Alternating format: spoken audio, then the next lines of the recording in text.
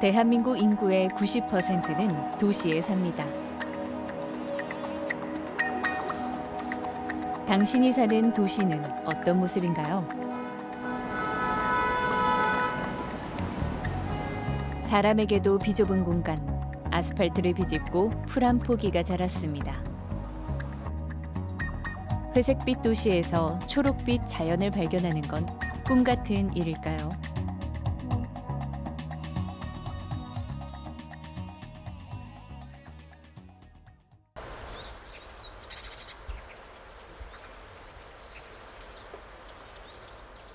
여러 가지 이유로 이사를 해야 되는 그런 시기가 됐는데, 보자마자 그냥 다른 거 생활 편의시설이나 뭐 흔히 학군이나 뭐 교통 편의나 이런 거 생각 안 하고 이 주위 자연 환경 보고 그냥 왔습니다.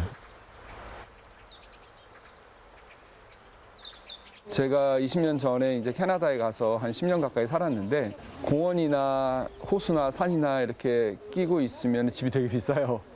근데 한국은 역세권이라 그래가지고 역 주변이 비싸고, 오히려 저 같은 서민한테는 이렇게 역에서 멀리 떨어진 이런 자연을 가까이 할 수 있는 곳이 오히려 집값이나 전세가 싸기 때문에 그런 점도 저한테는 되게 고마운 지점이고요. 매미 허물이에요, 매미 허물. 땅에서 한 6, 7년 있다 이렇게 나와가지고 마지막에 절창을 그냥 울리고 세상에 뜨는 건데, 그런 거 생각하면 매미 소리 시끄럽다고 할 게 아니에요. 걸어서 5분 거리의 동네 텃밭. 싫어하고 봐라. 이곳에서 그는 사계절을 온전히 느낍니다.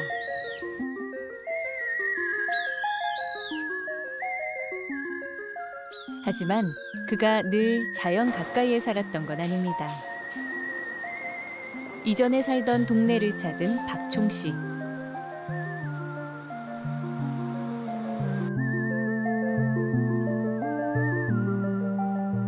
뭔가를 찾는 듯한데요.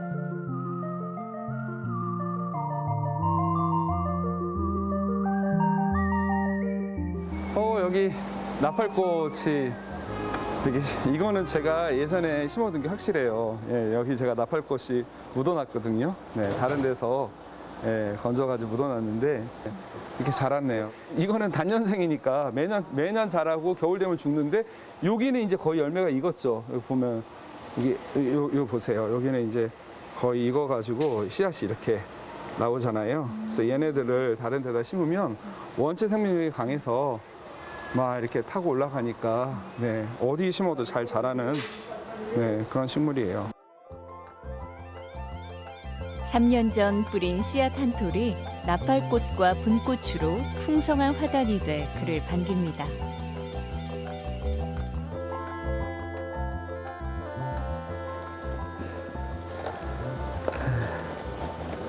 제가 코스모스 너무 예쁜 게 있어가지고 이렇게 꽃씨를 수집을 한 거예요. 그래서 이렇게 여기 나팔꽃도 있죠? 까만 나팔꽃하고 색깔별로 모았어요. 하얀 코스모스, 핑크, 진보라, 이렇게 다 제가, 얘네들이 이제 다 가능태예요, 가능태. 어딘가 심겨지면 아주 예쁜 꽃을 피울 수 있는 가능태라서.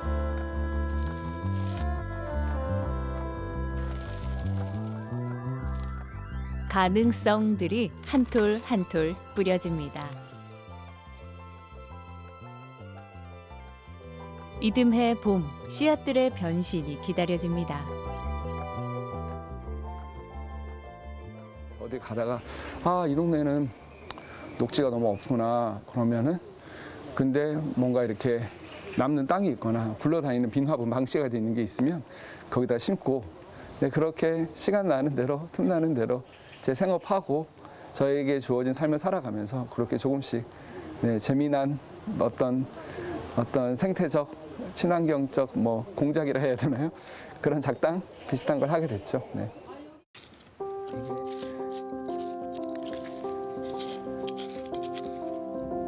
주인 없는 땅에 기습적으로 식물을 심는 일. 도시를 초록으로 물들이는 공작, 바로 게릴라 가드닝입니다. 사실 별거 아니잖아요. 꽃 한 송이, 풀 한 포기 별거 아닌데 그는 우리가 이미 갖고 있는 그 작고 소소한 생명의 아름다움, 그런 것들을 누리는 눈을 좀 뜰 수 있으면 너무 좋겠다. 내 주위에 있는 작은 것들을 재발견할 수 있는 그런 감수성을 기르는데 식물만큼 좋은 게 없는 것 같아요.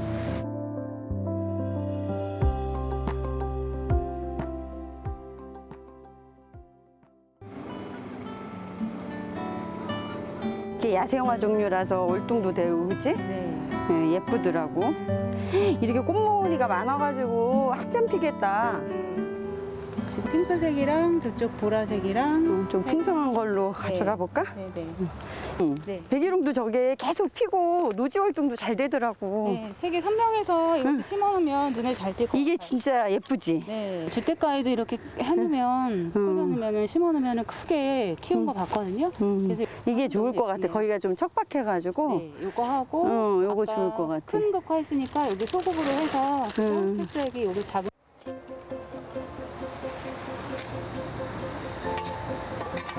한번 했는데도 이렇게 계속 버리는 사람들이 있네. 사람들이 오가는 시장 입구의 공터. 내 집 마당도 아닌 이곳에 꽃을 심는 사연이 궁금한데요. 여기 시장 입구인데 그냥 지나가시는 시민들이나 아이들 보라고 이렇게 그냥 정원을 예쁜 꽃밭을 꾸미고 있어요.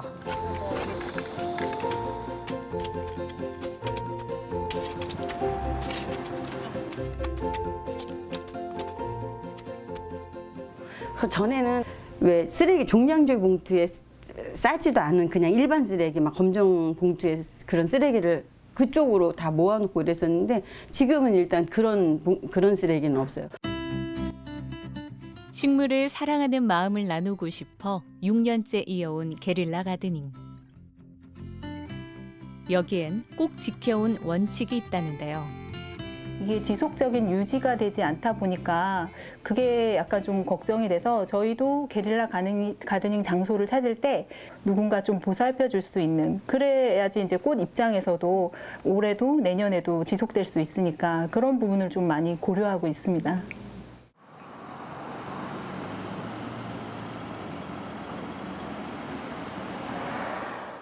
백일홍이 큰 역할을 했어, 아주. 그치, 꽃밭이 확 살아나는 것 같아. 강아지도 막 지나가다가 다 들리더라고요. 강아지까지 힐링하는 꽃밭이야?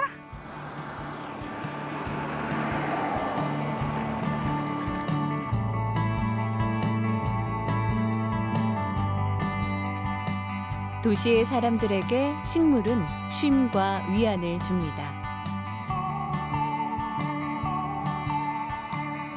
도시의 편리함 속에서도 자연을 찾는 것이 인간의 본능이라면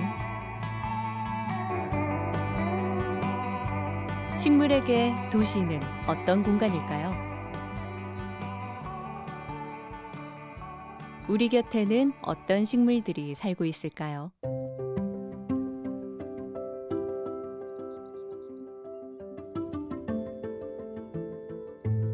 도시는 사실 식물들이 살기에는 좋은 환경은 아닌데 특별히 또 좋은 환경이 아니라고 말할 수가 없는 게 귀화식물이나 잡초들 경우에는 햇빛이 굉장히 직접적으로 내리쬐고 영양분이 많이 없어도 선점할 수 있는 식물들이 있어요. 그 식물들에게는 굉장히 좋은 장소라고도 한편으로 얘기할 수 있죠. 그렇지만 산속 깊이 살고 있는 희귀식물이라던가 이런 애들은 절대로 살 수 없는 조건이기 때문에 그런 식물들에게는 굉장히 안 좋은 환경이죠.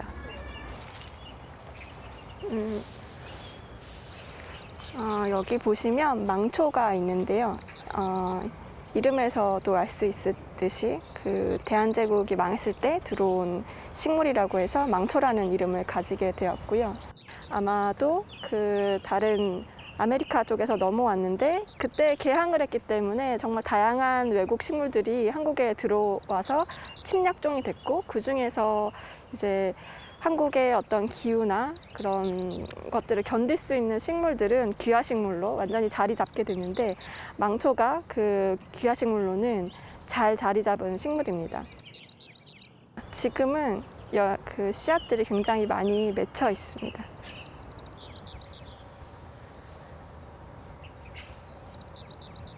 근데 이 망초는 보면 꽃이 굉장히 보잘것없고 별로 눈에 띄지 않는데 이 앞에 있는 미국 쓱부쟁이가 있는데요. 둘 다 우리나라에는 원래 없었던 외국에서 들어온 귀화식물들입니다. 이 미국 쓱부쟁이도 그렇고 망초도 그렇고 다수의 귀화식물들이 국화가가 많은데 국화가의 식물의 특징 중에 하나가 민들레가 국화가인데요. 씨앗을 퍼뜨리는 이제 깃털 같은 털이 있는데 그게 씨앗을 퍼뜨리는 굉장히 큰 역할을 하기 때문에 심각한 잡초나 귀화식물 중에 국화가가 많아요. 근데 이 세 개도 그런 케이스죠. 잡초라 불리기도 하는 식물이지만 고유한 방식으로 도시의 털을 잡았습니다. 나비도 불러드렸네요.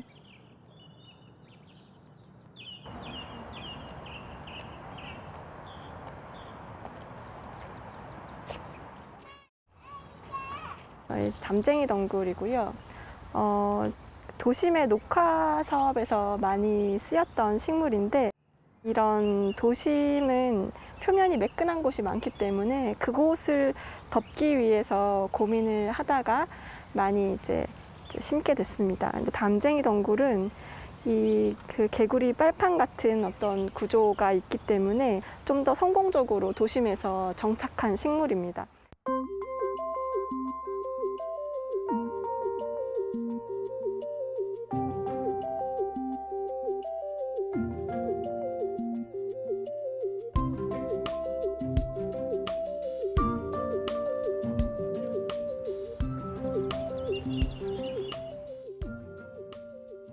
이건 댕댕이 덩굴이라고 하는 식물인데요. 이름이 특이하죠. 예전에는 이 댕댕이 식물의 덩굴로 바구니를 짜거나 하기도 했었고요. 줄기 자체로 감고 올라가는 종류의 덩굴 식물입니다. 이런 경우에 이제 줄기가 이렇게 털이 있으면 무언가를 잡고 올라가기에 유리한 점들이 있는데 댕댕이 덩굴의 그 줄기를 보면 털이 굉장히 많은 것을 볼 수가 있습니다. 척박한 도시에서 자기 몫의 삶을 피워내는 식물들. 우리가 무심코 지나쳤던 자리에서 그들은 오늘도 치열하게 살아가고 있습니다.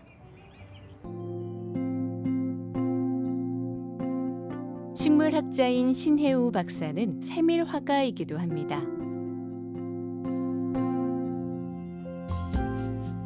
단 한 장의 그림으로 식물의 생애를 기록했습니다.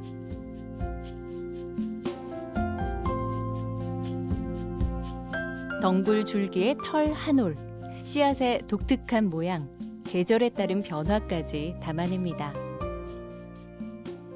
과학적인 세밀화가 아름다운 건 오랜 관찰을 통해 발견한 자연의 놀라운 조화와 질서가 담겨 있기 때문이겠죠.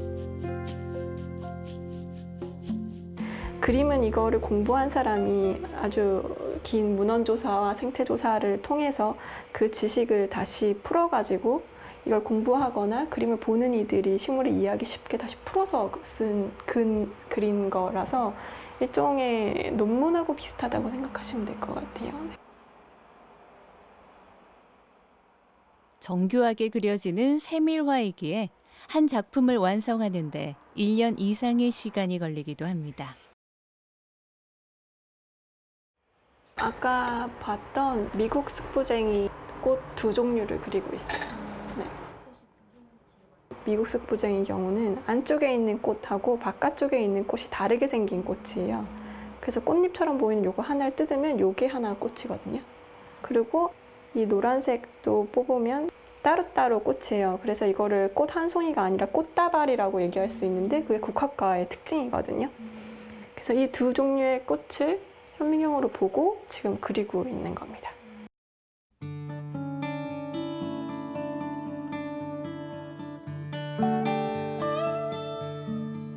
사람들이 살면서 우리도 어떤 그런 생물의 한 종이고 자연의 일부라는 거를 대부분은 잊고 사는 것 같아요. 태초 초의 어떤 그 존중감, 우리와 똑같은 생명체, 우리와 똑같이 나고 자라서 죽어가는 어떤 생명체에 대한 존중감으로 식물이 대했으면 좋겠습니다.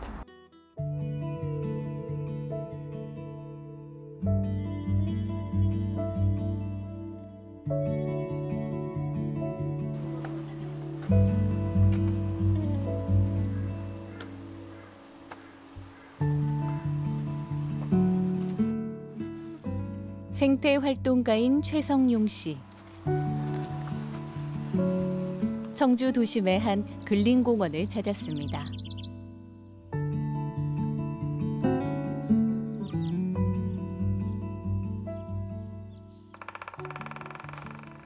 그런데 갑자기 어떤 소리를 듣고 쫓아가는데요.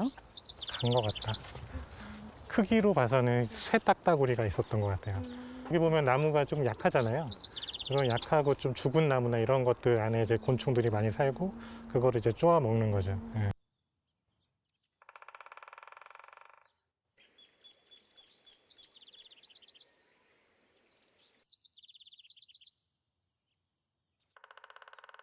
지금 보시면 여기 둘레를 다 이게 참나무들이 이렇게 살고 있는데 참나무라는 거는 이제 도토리가 열리는 나무들을 이제 총칭해서 참나무라고 하거든요. 근데 보면 또 바닥에 이렇게 참나무에 있는 이 도토리가 달려 있고 잎이 몇 개씩 달려 있는 그 가지들이 이렇게 많이 떨어져 있는 걸 볼 수가 있어요. 이런 거를 보면은 그냥 바람이 불어서 떨어졌나 이렇게 생각을 하시는데 그게 아니라 여기를 자세히 들여다보면 여기 끝부분이 칼로 자른 것처럼 이렇게 그 아주 정교하게 잘려져 있는 걸 볼 수가 있고 여기에 매달려 있는 도토리에는 이런 식으로 구멍이 나 있어요. 네, 이게 뭐냐면 이 도토리에 알을 낳는 도토리 거위벌레가 후손을 낳는 방식인 거죠. 새끼가 여기서 알에서 깨어나면 도토리를 먹거든요. 근데 이런 데다 놓으면 도토리 먹으려고 막 다니려면 힘들잖아요.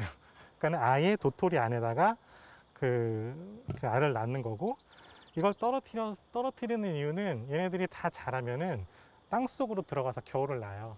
그러니까 위에다가 그냥 놔두면은 얘가 줄기를 따라 내려오는 도중에 실족사를 할 수도 있고 새한테 잡아먹힐 수도 있고 하니까 생존 확률을 최대한 높여주는 거죠.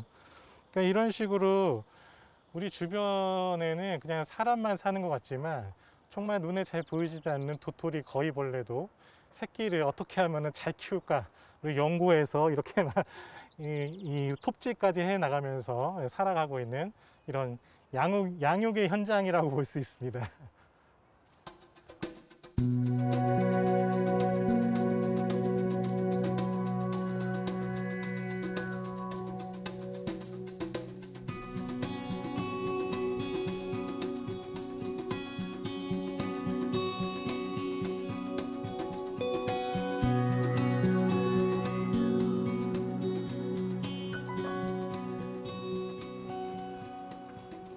공원에 갔을 때 거의 이제 똑같은 참나무 종류들이 있었잖아요. 근데 여기는 우리가 굉장히 다양한 나무들을 심어서 굉장히 역설적이게도 나무의 종 다양성으로 치면 여기 산보다도 이 아파트 단지가 더 다양할 수가 있어요. 우리가 또 조경을 멋지게 해놓잖아요. 예쁜 꽃들을 보기 위해서 나무들을 많이 심는데 보통 그렇게 꽃이 화려한 식물, 나무들이 열매가 또 맛있는 열매가 열리는 것들이 많아요. 감나무, 배추나무처럼 이렇게 유실수도 있고 여기 뭐 산딸나무라던가 이런 식으로 이제 우리는 사람들은 먹지 않지만 새들은 먹는 그런 나무들이 굉장히 많이 있는 거죠. 또 왔다. 새의 소리에 귀를 기울여 봅니다. 네, 지금 저기 그 졸참나무가 하나 있는데 그 나무를 참 새들이 좋아하네요. 아마 여기 한 1시간 정도만 있어도 뭐 직박구리라던가 곤줄박이 그런 애들은 손쉽게 볼 수 있을 거예요. 길을 가다가 새소리가 난다고 한번 둘러보시면 예쁜 새들, 산에서 내려온 새들 많이 보실 수 있을 겁니다.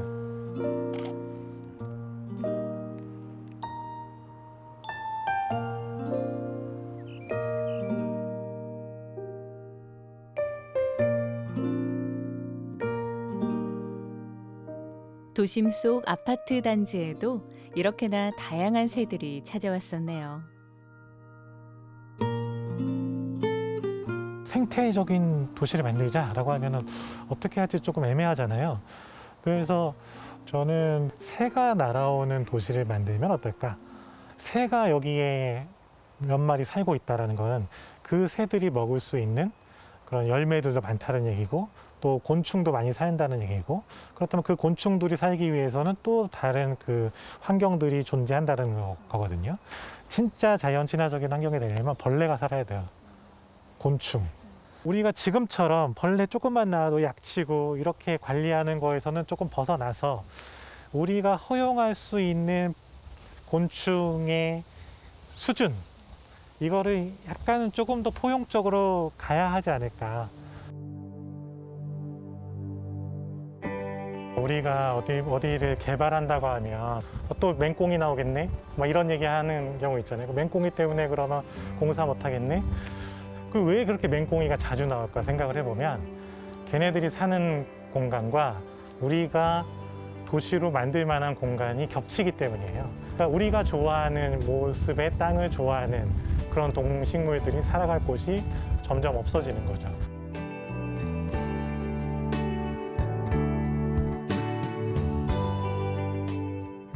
인간과 동식물이 함께 살 수 있는 방법은 무엇일까요?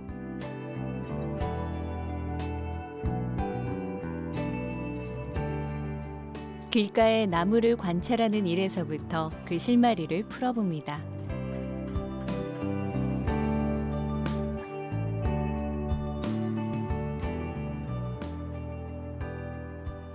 무심천변에 벚나무가 쫙 있는 거는 여러분들 다 아실 거예요.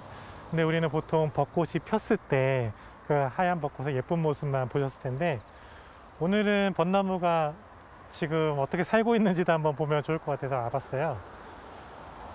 지금 이렇게 자세히 보면, 여기 보시면 잎자루 사이사이에 이렇게 볼록볼록한 거, 뾰족한 거 보이시죠? 예. 이게 겨울눈이에요. 겨울눈 그러면 왠지 겨울에 만들 것 같은데, 겨울에는 얘가 광합성을 할 수가 없잖아요. 태양빛이 강한 여름부터 겨울눈을 만들기 시작을 하죠. 우리가 알게 모르게 얘네들은 벌써부터 겨울을 준비를 하고 있었다. 예, 이렇게 잘 살아가서 겨울을 견뎌내면 이제 우리의 관심을 갖게 되는 봄에 꽃이 피는 모습까지 연결이 되는 거죠.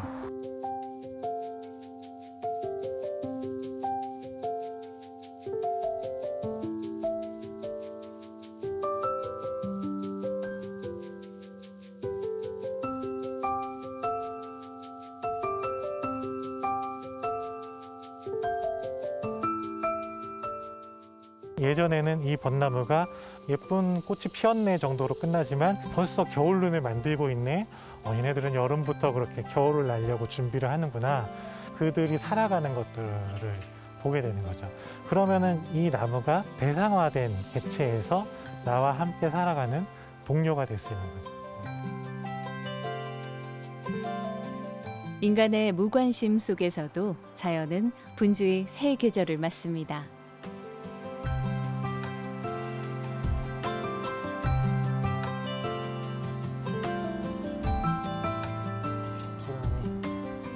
요즘에 이런 메뚜기목 곤충들의 철입니다.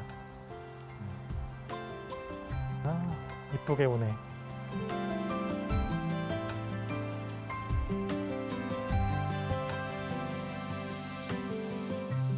무릎을 굽히면 비로소 보이는 생명들이 있습니다.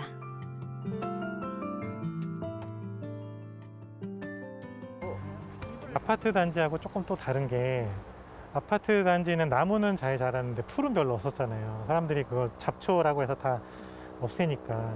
그래서 우리가 거기서 곤충은 거의 보지 못했단 말이에요. 그러니까 여기는 이게 풀들을 그냥 자연스럽게 노니까 여기 그냥 곤충밭이 돼버린 거죠. 예. 그래서 우리가 곤충하고 함께 살아가려면 이런 자연스러운 공간들이 필요합니다. 억새 쫙 피우고 그러면은 억새 보러들 많이 오실 텐데, 그 사이사이에 올해는 귀뚜라미도 좀 봐주시고 억새에 기대서 다른 생명들은 뭐가 살고 있는지 보시면 아마 산책이 더 재밌어지실 겁니다.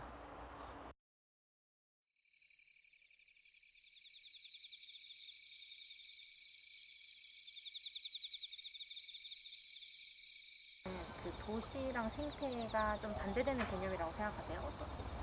자연을 어떻게 생각하느냐에 따라 다른데 이거 다 자연이잖아요. 여기 나무 살고 있고 저기 거미 살고 있고 새들 날아다니고 있고 사람이 아무리 날고 기어도 도시가 자연 생태계 안에 일부라는 거는 그거는 무시할 수 없는 사안이죠. 예.